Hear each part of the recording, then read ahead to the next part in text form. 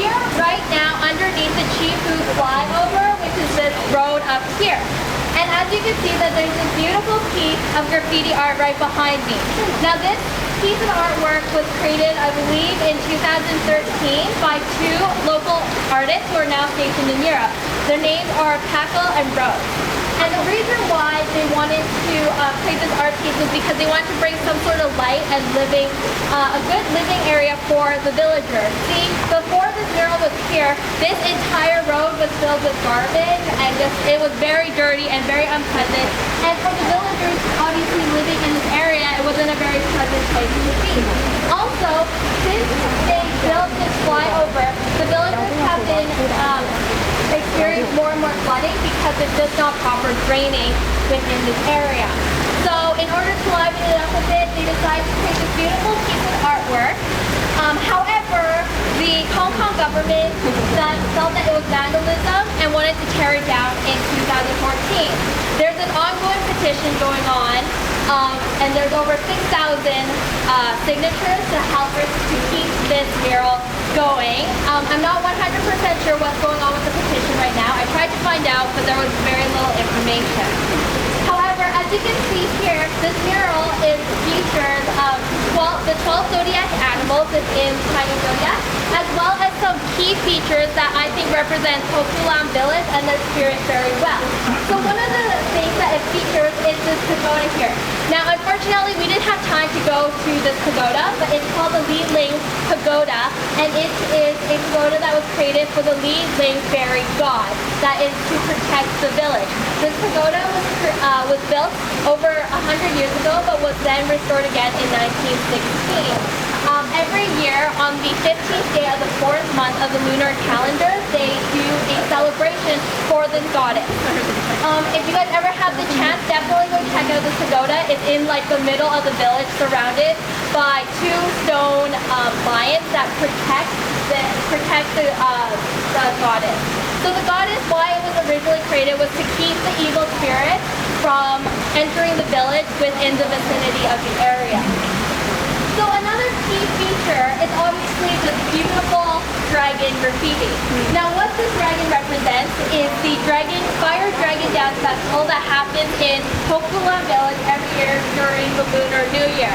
This is a very unique ritual to Pokfulam village because the villagers actually create this around 10-meter long straw dragon, and the community comes and helps stick the incense in it, and just really help. It's a really big community celebration that we don't really see a lot of in Hong Kong today. So after the dragon is built and created, the dragon goes to each residential area within the village to bless the villagers. This takes a very long time and it's a huge celebration. But after the dragon has visited every single residential area, it goes back to Waterfall Bay where the fire dragon is released back into the sea. So another thing that you see here is this dairy farm, and that is just where we were before. And like our group before said, the dairy farm is very important to the village because in the late 1800s and the early 1900s, it provided lots of jobs for the villagers. And it actually, due to the establishment of the dairy farm, the villagers increased from 20 families to 100 families.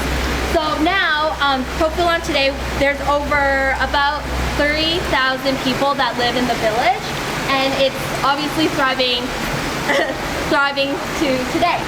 Now, some of the future things that are happening in the village is there's a lot of local and international projects to help restore this village. Pokfulam Village is actually named as a World Monument in 2014 to be a place that needs to be kept and restored because it holds so much heritage and history within Hong Kong. Like I said about this pagoda before, it's actually considered the second oldest pagoda in Hong Kong. So Pokfulam Village houses a lot of important things. The Pokfulam Reservoir that we were at earlier today, that is considered one of the first influences of the Industrial Revolution that occurred in Hong Kong, and it happened right in this area. Some of the projects that happened in Pokfulam in the previous years is painting of the tin roof. when we passed Pokfulam village, I don't know if you guys noticed how colorful everything was. Well, that was thanks to the efforts of some HKU students who came to the village and painted the roofs to help reflect the sun so it doesn't get so hot. Other projects that have occurred in Pokfulam village is the fence right along the main road, and that was also done by some HKU students as well. A recent project was a path leading from the back of Pokfulam village all the way to the peak. So if you guys ever have the chance, you guys could take that hike all the way to the peak.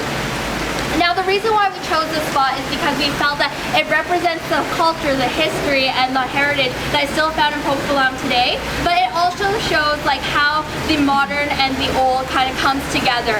This is a collaborative piece with the villagers and the two artists. So the villagers did have a lot to say on what should be on the mural and what should be represented. So if you guys want, you have a little bit of time to take some pictures with the mural, and if you have any more questions, feel free to come and ask me.